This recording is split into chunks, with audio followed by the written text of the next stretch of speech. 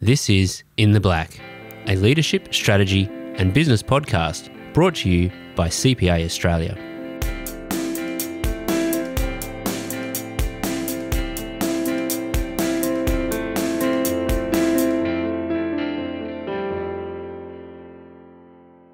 Our decisiveness is said to be one of the hallmarks of good leadership. But what actually makes a good decision maker? That's what we'll be discussing today with Dr. Constance Derricks, also known as the Decision Doctor. Constance is an internationally recognized expert in high-stakes decision-making who has consulted to boards and senior executives in Fortune 20 companies, private equity funds, and large not-for-profits. Her latest book is Meta Leadership: How to See What Others Don't and Make Great Decisions. Welcome, Constance. Thank you, Jackie. I'm absolutely thrilled to be with you. Glad to have you. Now, can you tell us how you came to be in the business of helping people make better decisions? Yes, it's a bit of a checkered past. I was a stockbroker before I went back to school to become a psychologist. And while I was working with my clients, I saw them make very poor decisions about their money for reasons that absolutely mystified me. And I was haunted by this phenomenon, and I wanted to understand it. I tried to speak with my colleagues about it. They were all very bored and uninterested. They came up with a few nicknames for me, like frustrated academic, et cetera, et cetera. So I didn't get any help there, but I found refuge in books. And I began reading about decision science, which didn't quite satisfy me because a lot of what I was reading said that people are rational actors. And I thought, that's not true.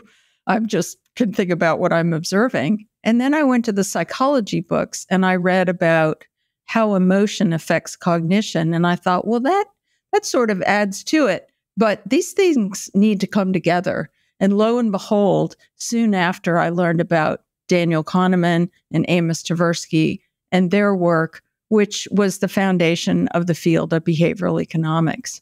So I quit my job, went back to school, got a PhD in psychology, and launched into the world as an adult with a freshly minted PhD and began providing decision support to senior executives. For example, who should we hire to be our next CFO?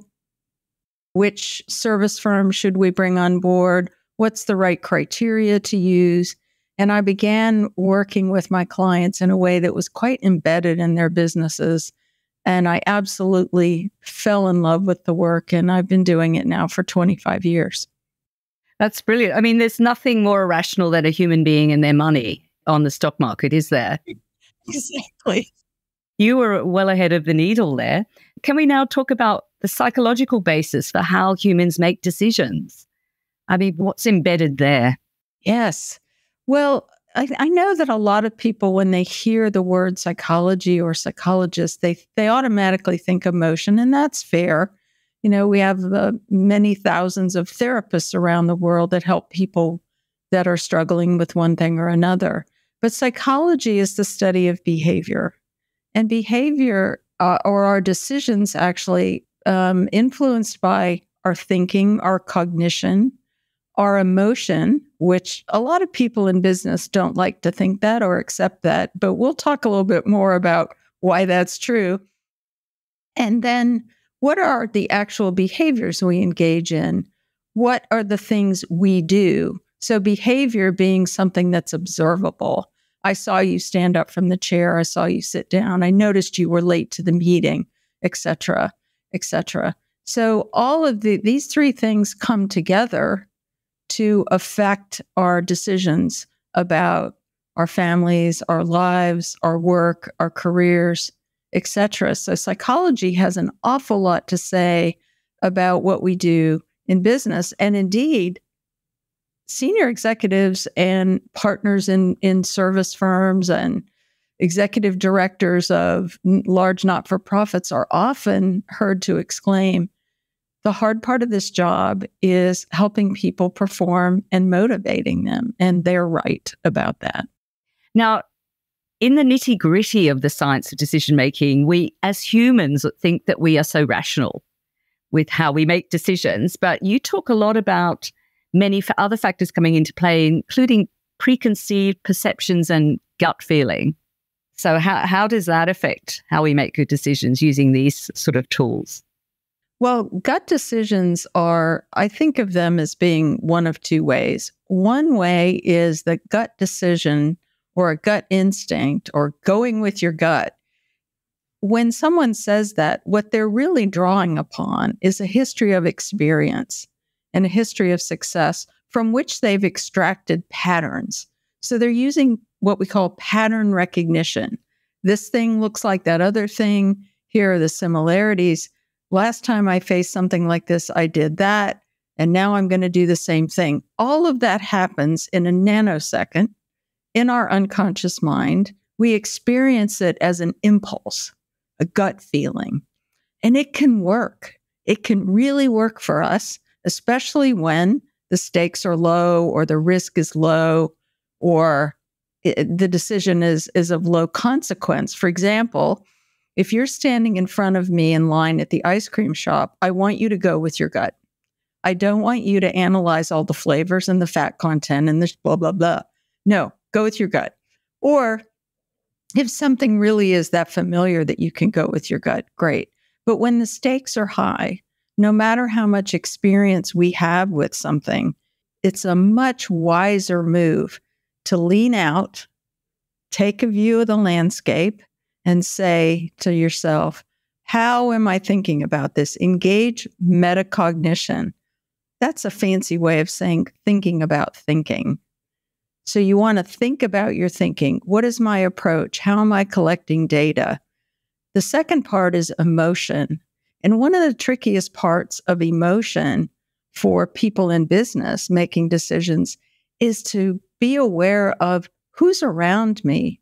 What are the expectations of those people? Who's pressing an agenda? It's very easy to say, oh, I'm not affected by what other people think, but most of us are. And so you use these, thinking about thinking and how am I feeling and what's happening here in the context as clues. And then the third piece is, what habits of behavior do I have? What do I normally do in this situation? Is it appropriate? Yes, no, I'm not sure. And then in an organization, what do we collectively typically do in a situation like this? And that starts to get at organizational culture, habits of behavior, and expectations. So if you just can think of those three categories and say, what am I thinking? What is the emotion in the room or, on this issue? Who thinks what? Who's pressing what point? And then what are the expectations, mine and others? Those are all psychological processes, and we can use them. Once we know about them, we can use them to make better decisions. So you use these three elements to weigh up how you then make the decision and what decision you make. Yes.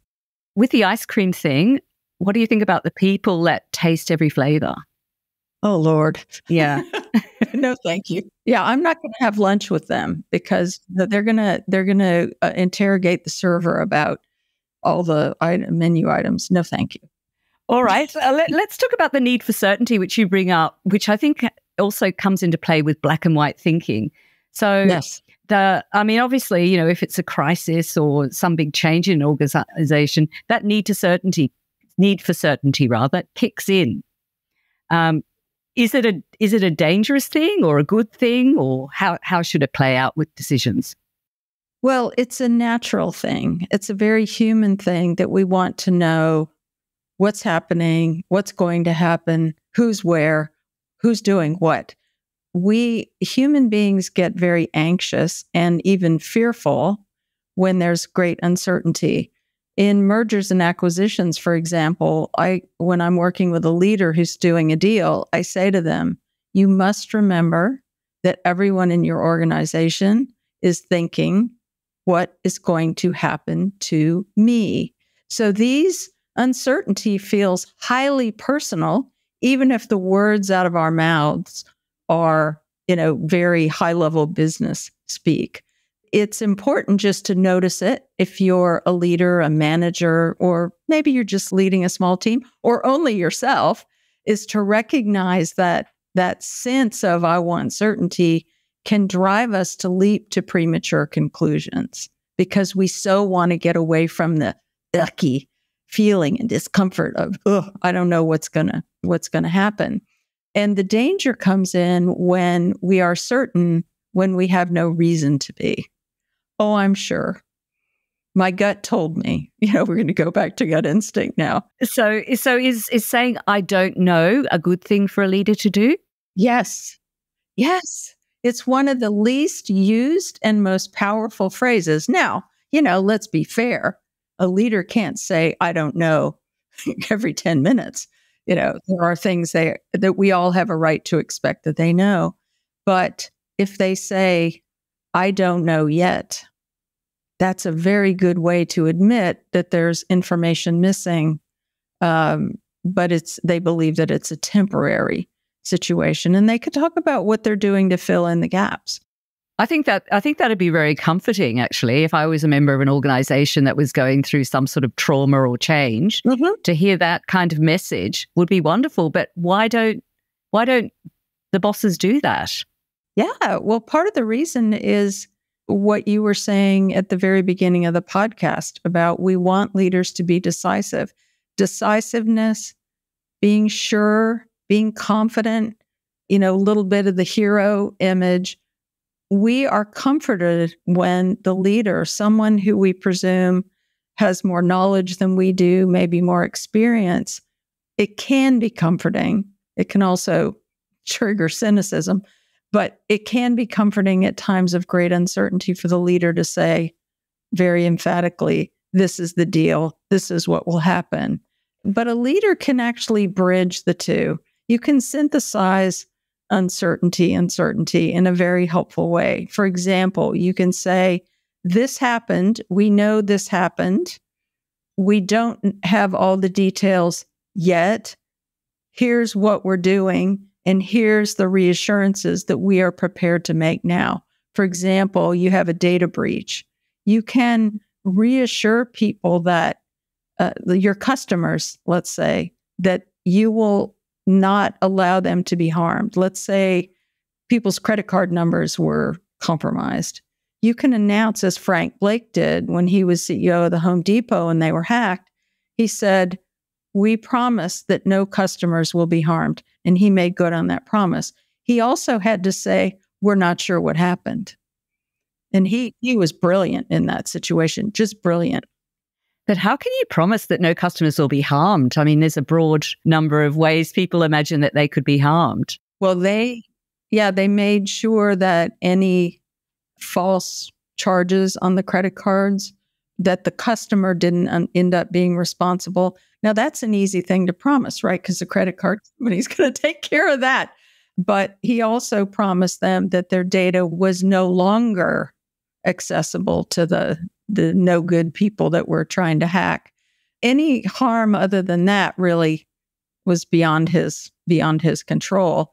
But part of the harm he was addressing without saying it was the anxiety and the fear. But he couldn't say, I promise you won't be scared. Of course, it's a scary thing. Did they get my Amex number? Oh my God, that one has no limit. Oh, crud, Absolutely. Now, we already talked about how important the perception is that leaders make good decisions. Yes. How important is it in the day-to-day business and in a period of crisis? And is there a difference between how decisions should be made? Yes, there are. So in a crisis, and I'm thinking of a crisis that is something that you cannot predict or plan for or prepare for. So crises that people can prepare for, like firefighters, for example. There's fire somewhere, they know what to do because they've learned and they've rehearsed. The crises that organizations face that are most detrimental are the ones that seem out of the blue, even if bystanders might think, well, you got a bunch of oil rigs, every now and then one of them blows up, that sort of a thing. So in a crisis, the first rule of being in a crisis and making decisions is you need to know you're in a crisis, and you need to know that it will not be a secret. Leaders too often think they can keep secrets, and I always tell them there's no such thing as a secret. Might be secret temporarily, but it's going to come out. It's best to say, this happened. So rule number 1, know you're in one. Rule number 2 is gather as much good information as quickly as you can, and do not revert to the usual suspects to give you the information. So for example, if you're a leader, team leader, vice president, whatever you happen to be, partner, you have close associates. However, in a crisis, you want to hear from them, but you also want to hear from other people. So it's important to have those broader relationships. Third, you want to reach a conclusion, and you want to get in front of people as soon as you can and tell them what you know, tell them what you don't know, tell them when you think you'll know, and tell them what your intentions are to take action. And that's as much as you can do in the short term. If you're in more steady state waters, the danger of making decisions in steady state is that we get lured into thinking that steady state will go on. And we know that's not true. We know that there are riptides in those waters, and they're going to get us, if we are swimming into them. We hope you're enjoying In the Black. If you're interested in the latest news, analysis, policy updates, and business insights, you should check out CPA Australia's With Interest podcast. Join us as we dive into the news and delve into the business issues of the day. Each week, we talk to thought leaders from across the accounting, finance, strategy, economic, and business spectrum. And you get their expert opinions. Now, back to In the Black.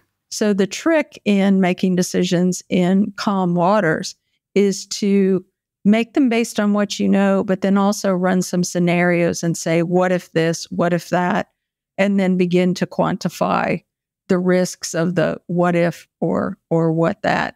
And then to evaluate the risks on 2 dimensions. First, what's the probability of that thing happening? And humans are very bad predictors, by the way. So we do these things anyway because we don't have a better option. But we need to be appropriately suspect about our own prognostications. And then you want to know what the severity is. So you want to focus on highly severe crises that could happen, or if they happen, or something unusual, a market shifts. Let's say, for example, that the supply chain gets really crazy because of a global pandemic. Whew, goodness, who planned for that? Heard of that before? Definitely. Yeah, we've all heard of that before. But that is something that all scenario planning should now say, what if there's a pandemic, not a pandemic, but what if there's an epidemic in a region in the globe that we rely on? That might be low probability, but it's high risk. So you want to pay attention to that and make your decisions about how you allocate resources, your systems and your processes, etc., so that you have some protection against that. This is all, I'm saying all of this fully recognizing that we cannot contemplate the full range of catastrophes that can happen in the world. And we have event after event that shows us that. But what we have to do is be agile enough when they do happen. The emotions should not have the steering wheel. Their emotions are fuel, but our brains need the steering wheel. Absolutely. And that counts for even personal decisions we make about our careers, like whether we should change jobs or resign because we're going nowhere. Do those same sets of processes come into place when you're making a decision about your career? They absolutely do. And I believe those decisions are just as important as the decision that a CEO of a $20 billion company is making. If you have an important career decision in front of you and you're uncertain, you might lie awake at night just as much as that CEO. And the choice you make is going to alter your trajectory. Now, the good thing about making individual decisions is if we're willing to admit our mistakes quickly, we can correct. If you take a job, I took a job years ago with a really awful boss, and I stayed in that job for 87 days.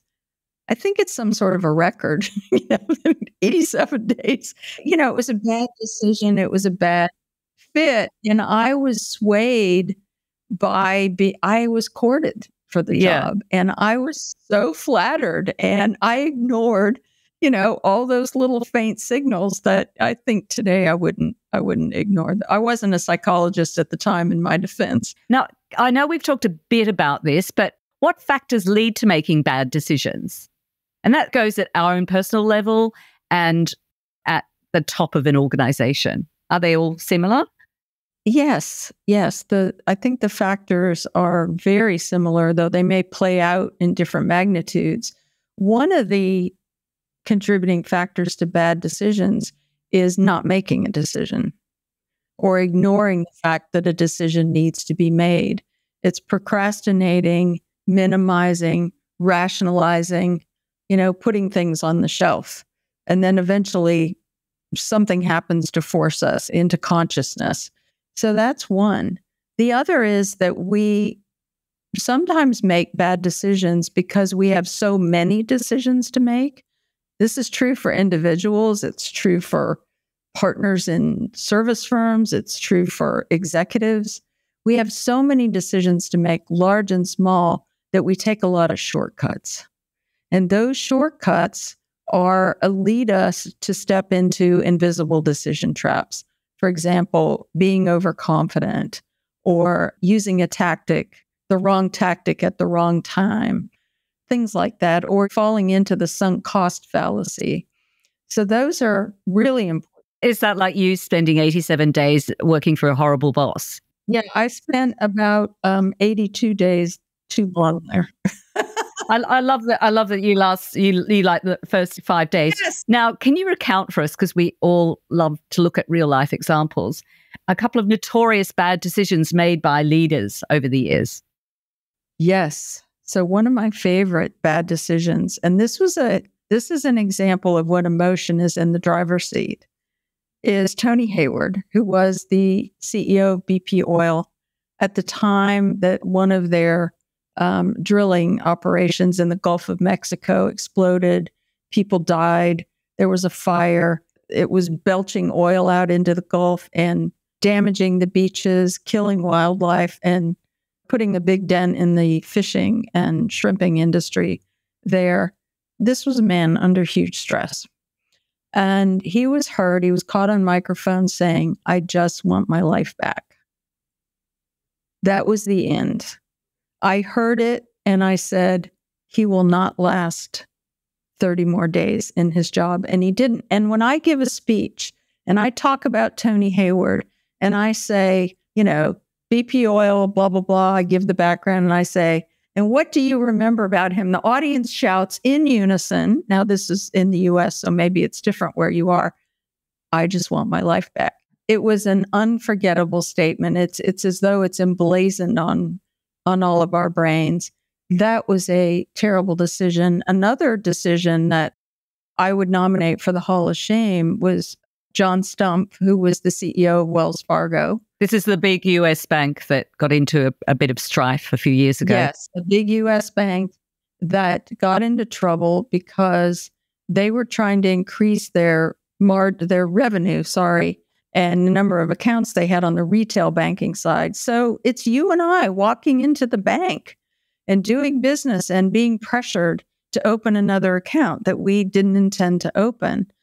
What he did wrong, the terrible decision he made, was he decided, first of all, when the results from the retail banking side were outstripping their peers, their comparison group, he didn't get curious. He decided just to accept it at face value. Big mistake. Leaders need to look into extraordinarily good results and extraordinarily bad. If the extraordinarily good results are happening honestly, you want to learn how it's happening so you can repeat it across your organization, right? You don't want to just take it for granted. So that was one of the decisions he made that was a mistake. The other decisions had to do with defending, denying, allowing, it appeared, I don't know, they weren't a client, I don't know this. And if they were a client, I certainly wouldn't be talking about them, that he allowed people to craft these public relations statements and take out full pages in newspapers. And it just came across like so much vanilla pudding. It was very boring, very insincere.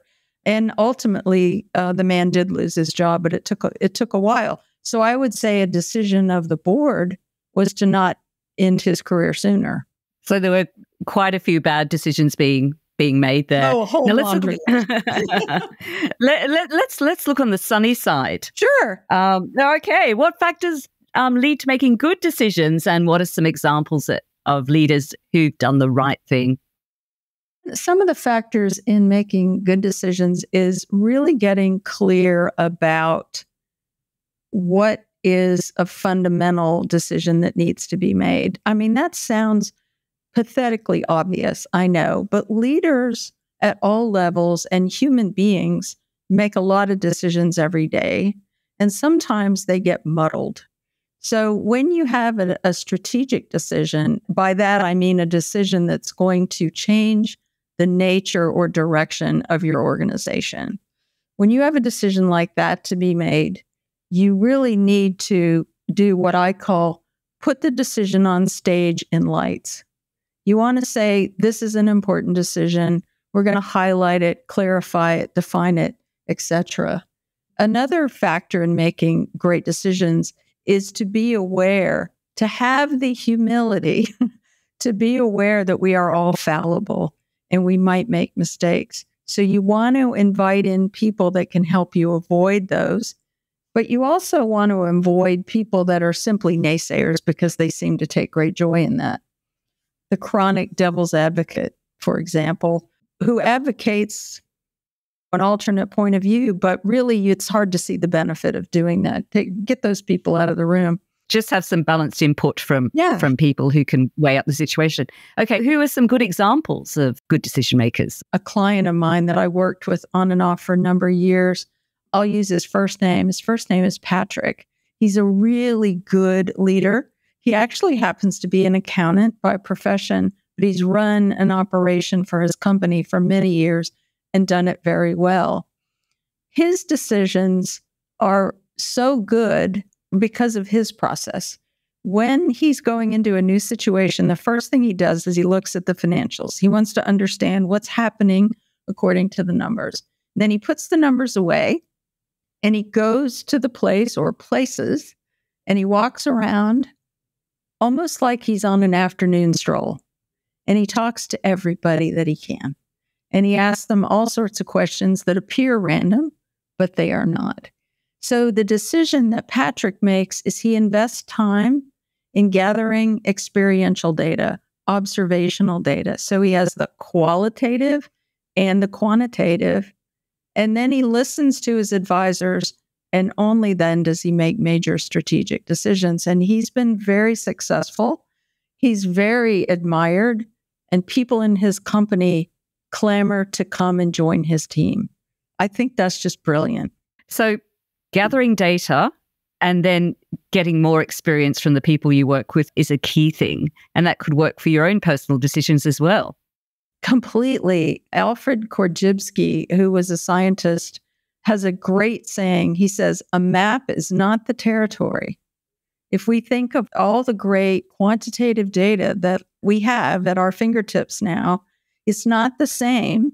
If you read about let's go back to the ice cream. You can read about an ice cream shop all day, but there's nothing like going and ordering a scoop and eating it.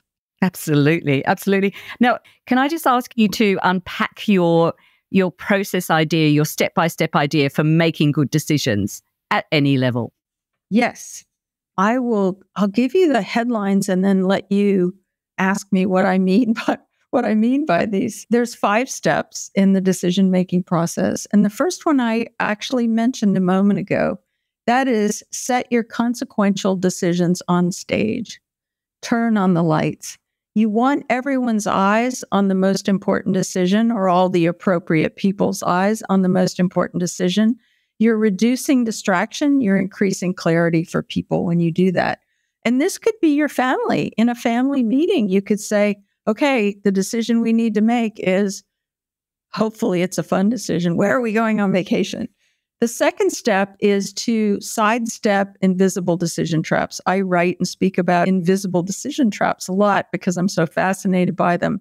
And the easy way to do that is to, number one, know what they are or know what some of them are. Number two, understand your own history of decision making.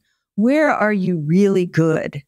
And where have you made some mistakes? And look for those patterns. And then as you're going through your process, have the humility to believe that you can make mistakes. In fact, we know we all will make mistakes. There's no such thing as perfect decisions, right? Absolutely. The third step is to look for ways to see what others don't. So I think of this as, I'll use an analogy. If you're staring at spreadsheets and the only way you know the tide is in is that your feet are wet, you have missed the early signs that the tide is coming. Quite right too. Yeah. Yeah, absolutely. Yeah, so you have to pick your head up and look for data, information, and faint signals so that you can see things before your competitors see them, or you see them in a way that allows you some advantage. The fourth step is draw a success map. So what do I mean by a success map? I mean that you're going to identify not only the activities that you need to take, but you're going to specify what are the indicators of success? What are we going to look at to say we're on the right track or not? And be ready to pivot and shift. I like to borrow the phrase, I don't know who said it, but I love it. Fail fast, cheap, and often.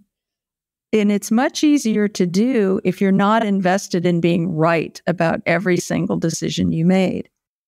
And finally, the fifth one is learn and thrive. Whether you made a good decision or you were misguided in your decision, there's learning to be had. In my experience, a lot of people focus on the mistakes. Oh, well, I learned from my mistakes. I got an idea. How about we learn from what we do really well? Or how about we learn from what someone else does really well? Can we reverse engineer and figure out how to do something that they're doing to get something that we want that might be similar to what they're doing? So those are the 5 steps. That last one, I think, is stellar. It puts its arm around all the other sections, and I hadn't thought of that. And that plays up for personal decisions, career decisions as well, doesn't it? Yes. Yes. Yeah. Absolutely. I'd love to go into the nitty-gritty of the 5, but we are running out of time.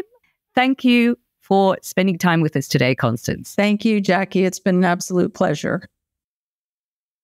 If you've enjoyed this episode, help others discover In the Black by leaving us a review and sharing this episode with colleagues, clients, or anyone else interested in leadership, strategy, and business. To find out more about our other podcasts, check out the show notes for this episode, and we hope you can join us again next time for another episode of In the Black.